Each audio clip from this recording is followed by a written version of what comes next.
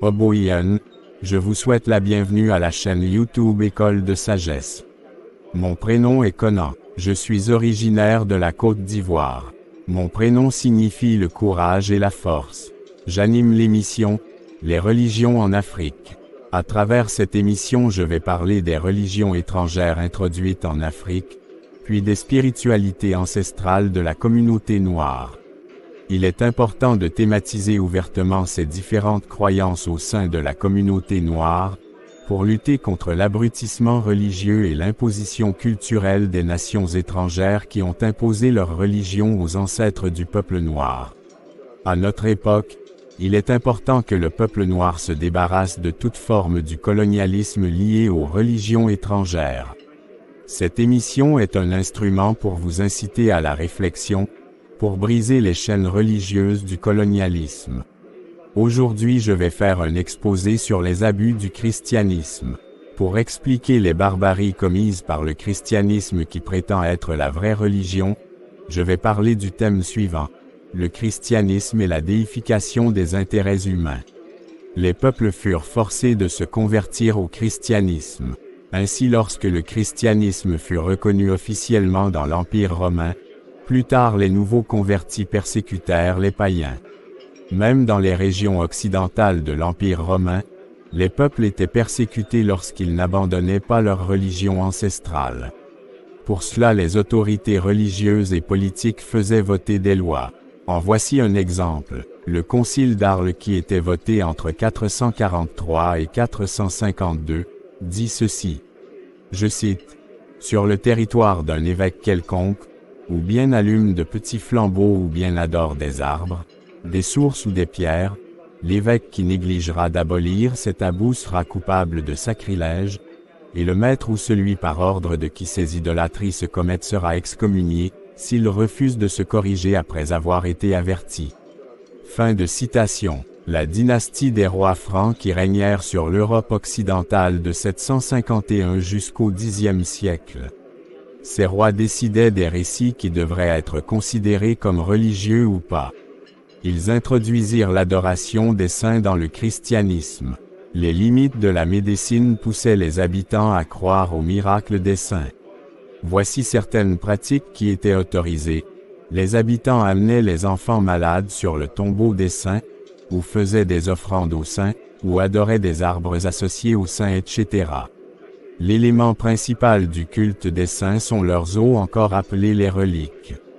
L'Église prétendait et continue de prétendre de nos jours que les os des saints morts sont dotés de puissance et ils peuvent agir en la faveur des adorateurs. C'est ainsi que les adorateurs plongeaient leur tête dans les tombeaux des saints, ou mélangeaient de la poussière des tombeaux à du vin, ou de l'eau en guise de médicament, on appelait ça le vinage. Les guérisons miraculeuses étaient utilisées comme un argument pour convaincre les habitants de la véracité de la foi nicéenne. Les miracles censés avoir été accomplis par les saints après leur mort étaient donc soigneusement collectés et diffusés comme un instrument de propagande.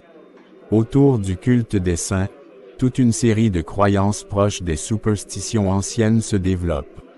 Les gens cherchaient à se faire enterrer près des saints, car ils pensaient que leur sainteté se diffuserait à travers la terre sous laquelle ils reposaient. Le culte des saints donna naissance au pèlerinage qui était une source de prospérité pour les villes d'accueil. Au IXe siècle, des textes condamnant la pratique de la magie et de la divination firent apparition, qu'ils qualifiaient de démoniaques. Ainsi ces rois s'attaquaient aux incantations médicales transmises par les textes religieux antiques. Des livres appelés des pénitentiels furent rédigés pour instruire les habitants sur les pratiques condamnées par l'Église. Pour chaque pratique condamnée y étaient aussi mentionnées les sanctions appropriées. C'était le devoir du clergé d'instruire les fidèles. Lorsque le christianisme s'imposa dans l'Empire romain comme religion monothéiste, elle prétendait être la seule vraie religion qui professe le seul vrai Dieu. C'est ainsi que le christianisme avait commencé à diaboliser et mépriser les autres croyances spirituelles. Les autres divinités étaient considérées comme étant des idoles, des erreurs. Cette intolérance religieuse chrétienne s'était accentuée au IVe siècle à la suite des discours de certaines communautés chrétiennes sur l'Apocalypse et du pouvoir politique de cette époque. Puisque l'Église était devenue forte, elle inventa des qualificatifs pour se décrire. C'est ainsi que catholicos signifiait universel et orthodoxo signifiait la profession de la vraie foi. Cela déclencha la guerre de l'Église chrétienne contre les païens et les autres communautés chrétiennes dont les doctrines étaient différentes de celles rédigées lors des conciles ou réunions des chefs religieux et politiques. Les doctrines de ces autres communautés chrétiennes étaient qualifiées d'hérésie ou de blasphème. La morale chrétienne fut aussi influencée par les chefs religieux et politiques. À l'époque de l'Antiquité tardive, l'enseignement moral était basé sur la sexualité, la charité et le respect pour la hiérarchie de famille, c'est-à-dire le père de famille.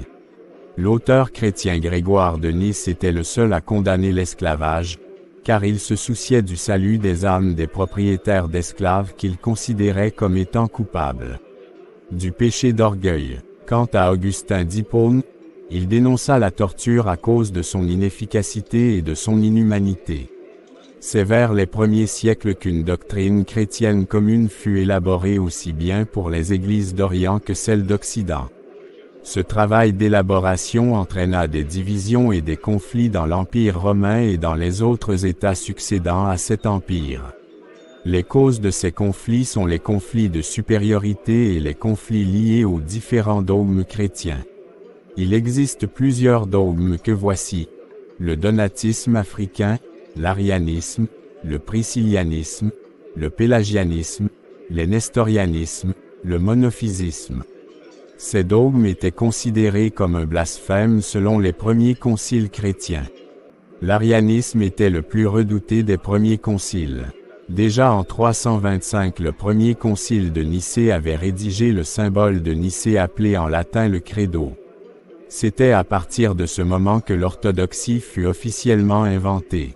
En 451, le concile de Constantinople avait défini Dieu comme étant un être unique composé de trois personnes éternelles qui étaient le Père, le Fils et le Saint-Esprit. C'était le dogme de la Trinité. Voici la définition donnée à Jésus-Christ.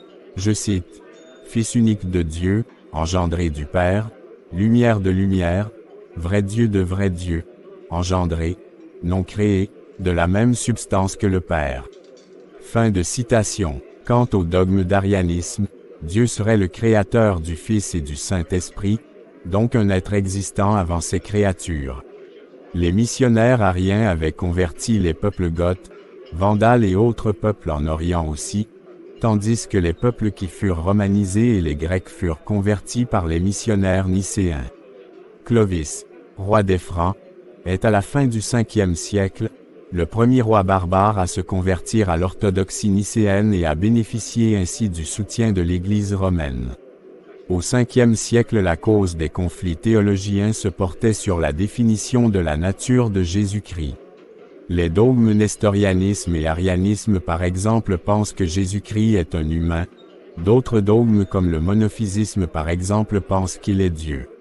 Cependant d'autres dogmes comme les Nicéens prétendent que Jésus-Christ a une double nature, c'est-à-dire, une nature divine et une nature humaine. C'est pourquoi l'on pourrait appeler Marie, Mère de Dieu. Le monophysisme était répandu en Égypte, en Syrie et en Asie mineure. Les querelles religieuses continuèrent en Orient jusqu'au 7e siècle. C'est grâce à ce dogme que les Égyptiens prirent une conscience nationale. Le monophysisme est enseigné en langue locale dans le copte pour les Égyptiens et le syriaque pour les Syriens. Ces conflits religieux amenèrent les Égyptiens à accepter la religion musulmane, car ils avaient marre de la domination de l'Empire romain.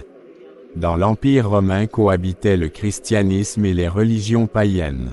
Malgré l'interdiction des religions païennes, elles existaient encore plus dans les villages.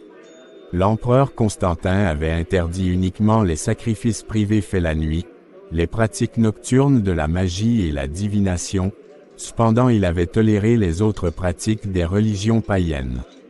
Quant à l'empereur Constance II, il avait interdit en 356 Même les sacrifices faits le jour, il avait fait fermer les temples isolés et menaçait de mort ceux qui pratiquent la magie et la divination. Quant à l'empereur Julien qui s'intéressait aux religions païennes, il avait ordonné en 361 la liberté de choix de religion. Il avait demandé aux chrétiens de remettre aux païens les objets de valeur qu'ils avaient volés dans leurs temples.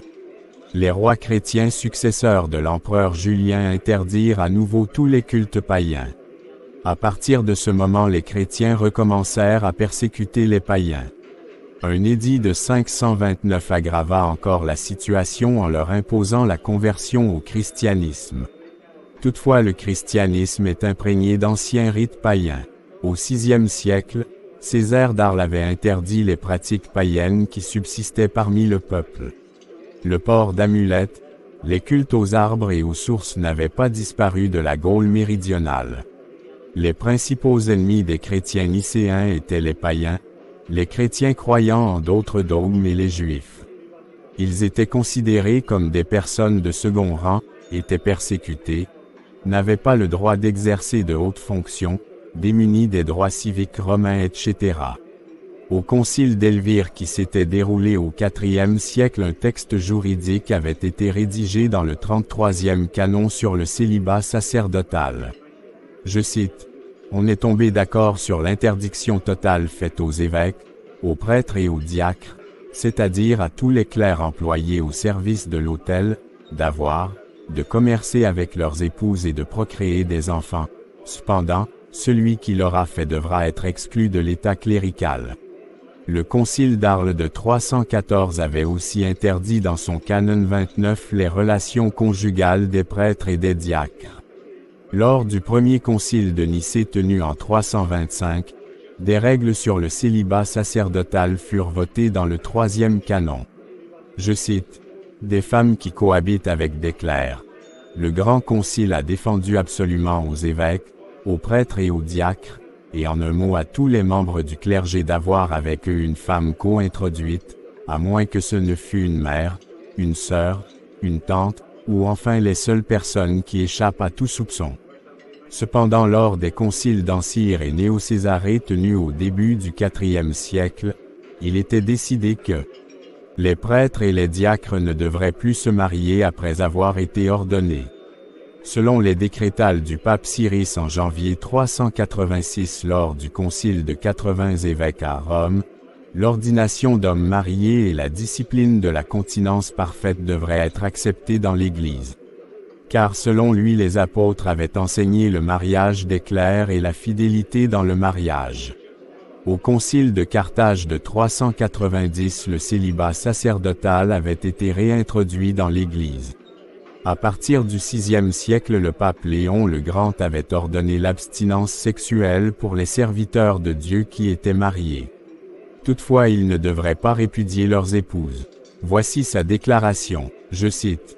La loi de continence est la même pour les ministres de l'autel que pour les évêques et les prêtres.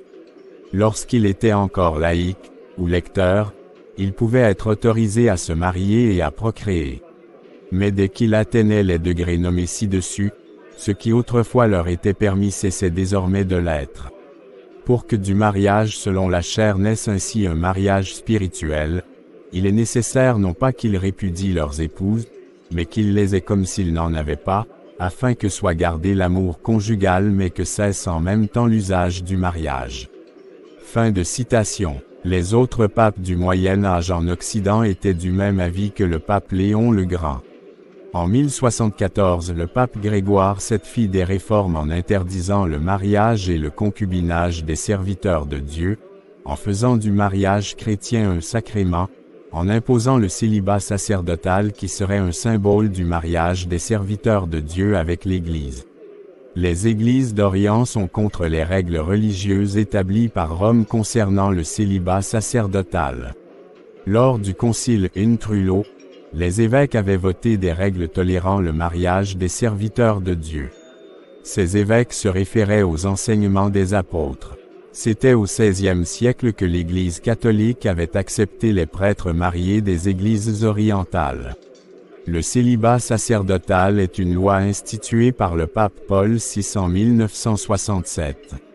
Selon cette loi de l'Église catholique, seuls les hommes célibataires peuvent être ordonnés prêtres. Les églises d'Orient n'imposent pas le célibat sacerdotal. Cette loi est justifiée de la manière suivante dans le Code de droit canonique de 1983. Je cite, « Les clercs sont tenus par l'obligation de garder la continence parfaite et perpétuelle à cause du royaume des cieux, et sont donc astreints au célibat, don particulier de Dieu par lequel les ministres sacrés peuvent s'unir plus facilement au Christ avec un cœur sans partage et s'adonner plus librement au service de Dieu et des hommes. » Fin de citation. Dans le Nouveau Testament, il n'y a pas de recommandation de Jésus-Christ, ou des apôtres qui interdisent le mariage des serviteurs de Dieu. Le changement de nom lors d'un baptême chrétien avait été confirmé pour la première fois en Angleterre le mardi 16 mai 1606. L'évêque de Saint-Brieuc appelé Melchior de Marconnet, consacrait une nouvelle chapelle en l'honneur de Saint Jean-Baptiste et au même moment, il avait célébré le baptême d'un nouveau converti appelé Tristan Malraux. L'évêque baptisa le jeune homme du nom de Yann, car selon lui le prénom Tristan serait un nom païen. L'évêque avait pris la décision d'appliquer la règle de l'Église catholique selon laquelle un nouveau converti devrait être baptisé en prenant le nom d'un saint ou d'une sainte. Selon les chefs religieux, les noms des saints et saintes transféraient leur vertu aux nouveaux convertis. De plus, il était interdit aux marins et parrains de donner des noms païens aux enfants sous peine d'excommunion. Ainsi les parents étaient obligés de se soumettre à cette politique de nom de baptême de l'Église catholique. Ils n'avaient plus la liberté de choisir un nom à leurs enfants. Au XVe et au XVIe siècle, le renouvellement des noms suit le rythme des évolutions de la société. Ils sont chargés de valeurs, de références sociales, religieuses, politiques, culturelles ou familiales correspondant aux besoins ou aux aspirations d'une époque. Ces divergences d'opinion sur certains thèmes seront à la base des divisions au sein du christianisme.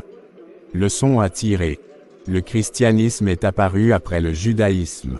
L'exposé d'aujourd'hui montre que le christianisme n'est pas une religion révélée par le Dieu universel comme c'est prétendu.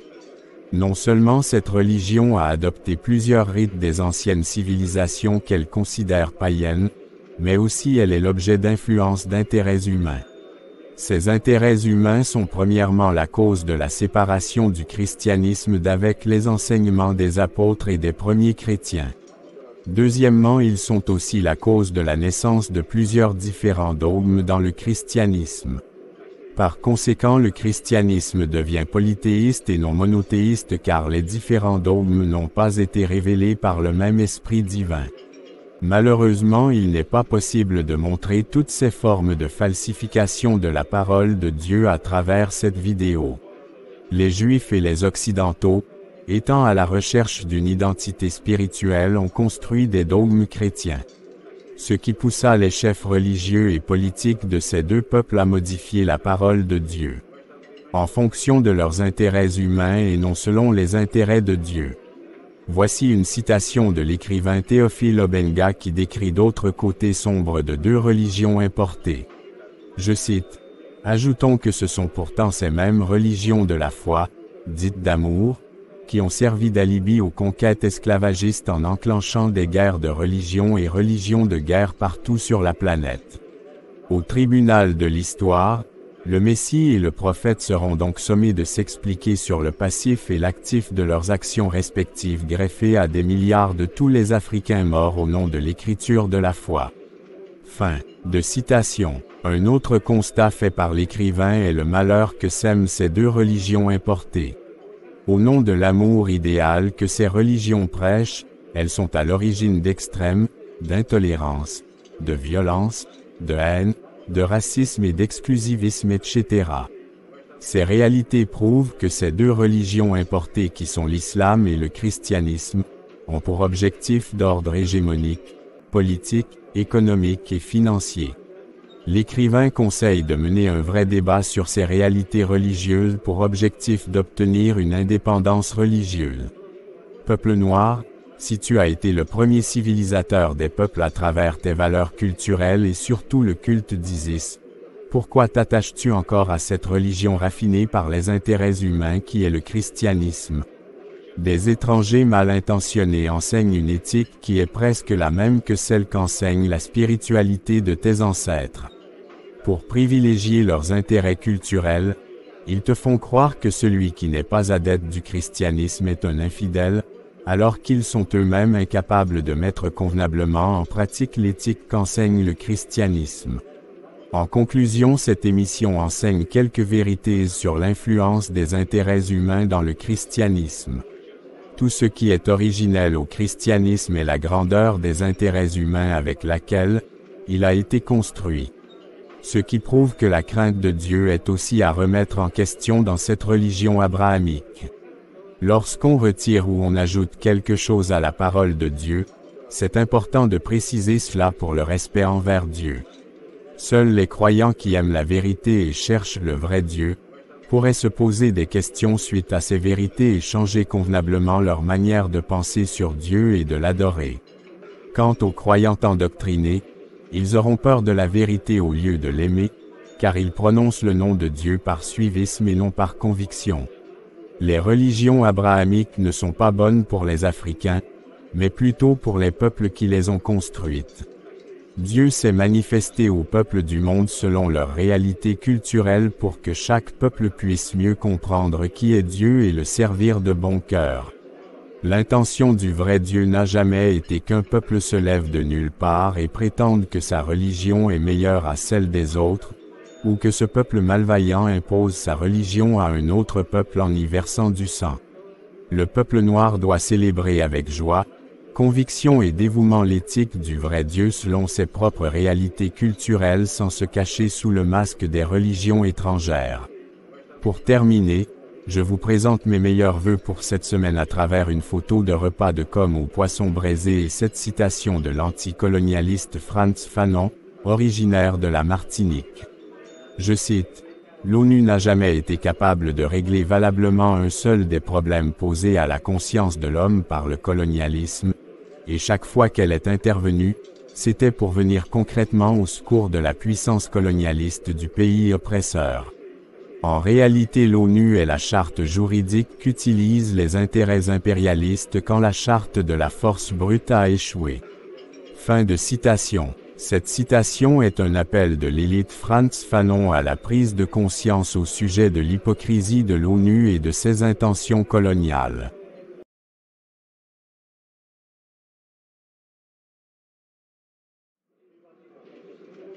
Très chers abonnés, merci pour votre attention et veuillez partager cette vidéo au maximum à vos contacts pour permettre à plusieurs de s'instruire. Akun Manu, au revoir.